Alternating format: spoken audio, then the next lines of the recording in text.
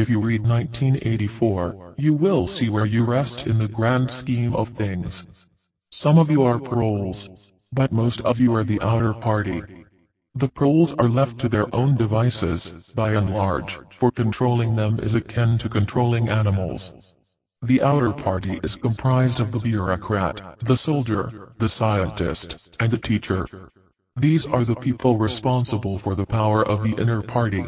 They act as they should, speak as they should, think as they should. The system does not and cannot fail. The only reason the party exists at all is its reliance on the system. The bureaucrat needs the endless laws and red tape to justify his worth. He is responsible for the bin counting and ensuring that the inner party has money coming in. The soldier is the strong arm of the inner party. They are the weapons they wield to ensure that none can oppose their power. The scientists are the innovators for the inner party. They do whatever they can to ease the facilitation of their power. New weapons and new ways to control and combat their subjects.